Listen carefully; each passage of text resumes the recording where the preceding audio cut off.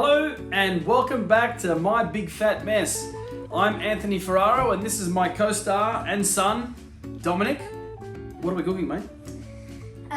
Lamb shanks and polenta. Lamb shanks and polenta. So we're bringing an Aussie classic together with some Italian craftsmanship. A bit like this guy. Dominic, what do we got here?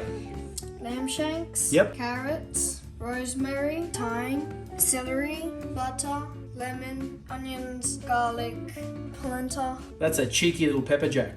And some beef stock. Look at these lamb shanks. So fresh. A lot of people are scared to touch their meat or their proteins. I don't know why. This is not slimy. This is beautiful. These are at room temperature, by the way. We've got a nice coverage of fat on these. This is going to dissolve and render through the stock and also the sauce, and it's going to add that yumminess, that dimension to it. I'm hoping we're going to get some of this beautiful marrow that comes out, and it'll go into our sauce as well. All right, let's rip in. So we're going to get all of our mise en place ready. Basically, everything in its place, you have all your prep done, ready to go before you start cooking. It makes life easy and fast. Sharp knives are much better than blunt knives. You tend to cut yourself less with them because you're not fighting the actual food. Just give it a quick wipe, just to make sure there's no burrs coming off. So we'll start with the onion first. You're only gonna need one, but let's use a big one. A nice big chunky onion. So every time people peel and cook onions, you tend to cry. The trick is, don't get emotionally attached to them. They're just onions. No, what you need to be doing is constantly breathe in through your mouth and out through your mouth.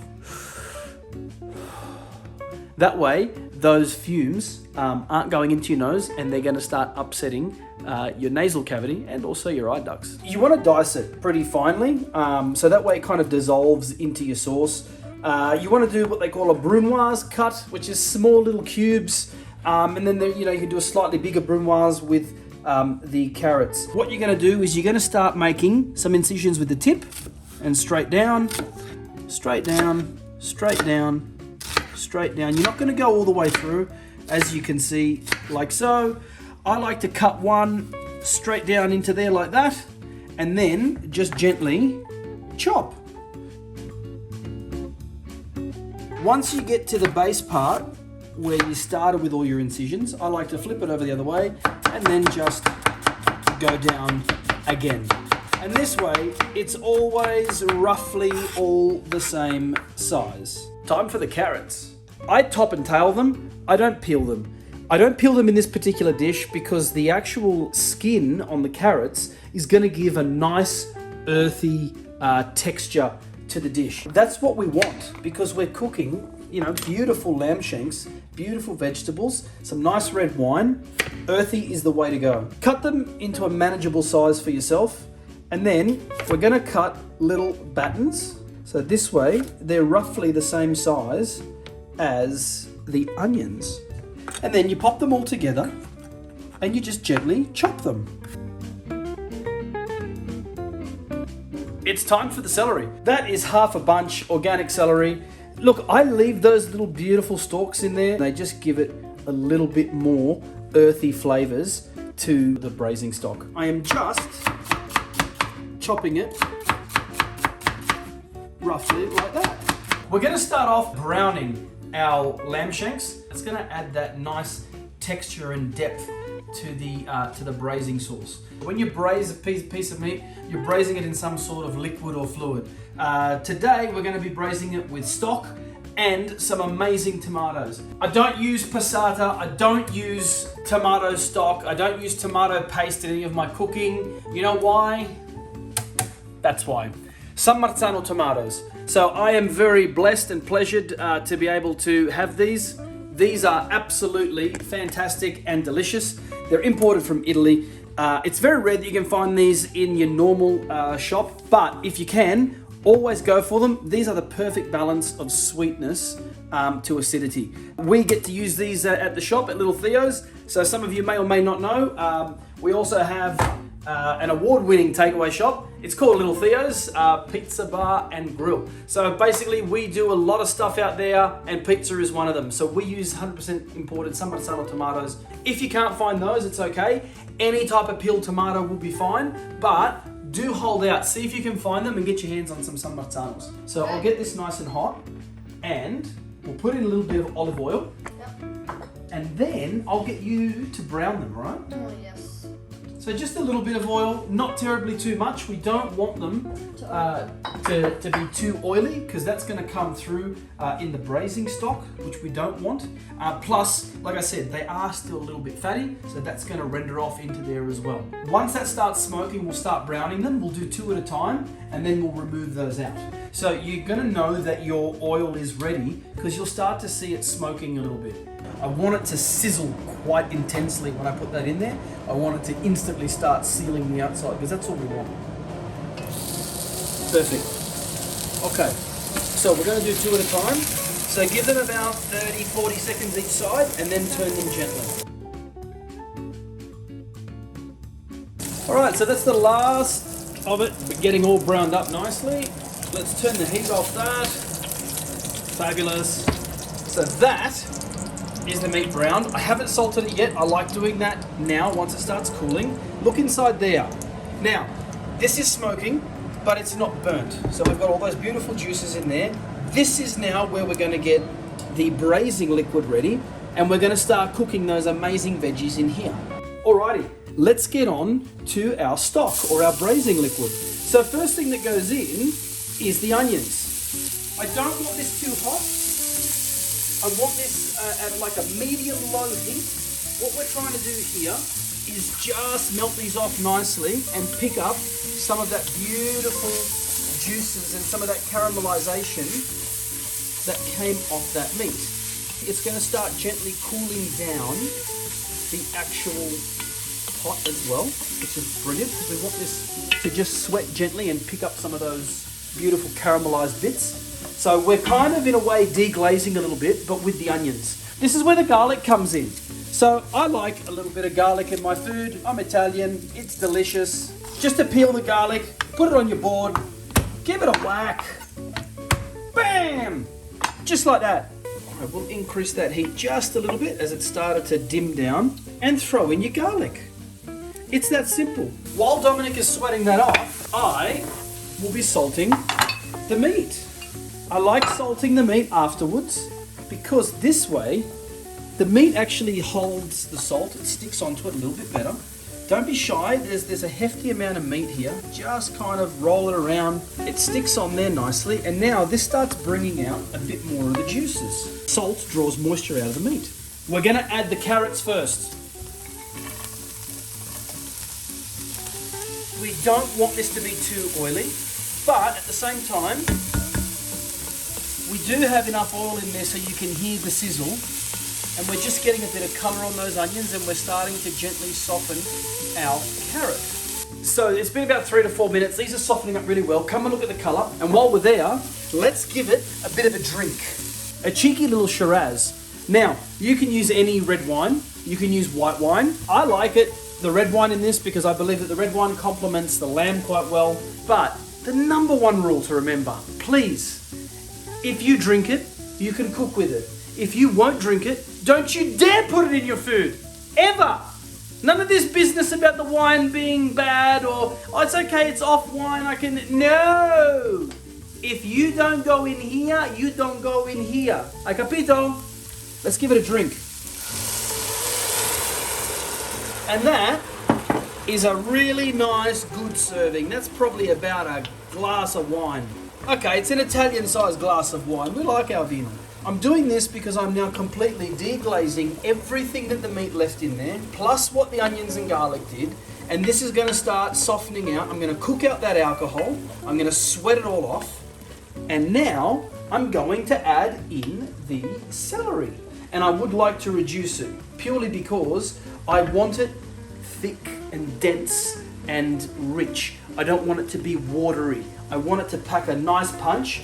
So we're going to sweat that off so we lose about 50% of that moisture. So we've lost about 50% of that liquid. Beautiful. Now, time for the celery. And in she goes. Notice that I haven't put any salt in here yet, because now is when we're going to start adding the salt to this, just before we use the stock. It adds a different dimension. It makes it earthy, it makes it rich. It also gives us that liquid that we need to create the poaching liquid. I'm only going to put about 2 cups So I like to use real stock. It's been made really well. The reason I'm using beef over anything else is because this is purely the one that I could find in the size that I needed. It doesn't really matter at this point. This doesn't do too much other than give you a bit of dimension, a bit of salt, and a bit of liquid to create that poaching stock. Now we're going to add our salt. I'm going to put 2 nice, generous pinches. So now that she's salted and we've been cooking away just for a minute or so, is when I'm going to add my stock. Give that a good stir. Allow that to now gently dissolve all of that salt for you. We are ready for the last dimension, which will be the tomatoes. It's bubbling. Look at this. This is a serious rolling boil. This has been bubbling away now for about 2 to 3 minutes, and I'm ready for my tomatoes. I want you just to look and appreciate the color of these tomatoes. Look at the red richness and the beauty of these.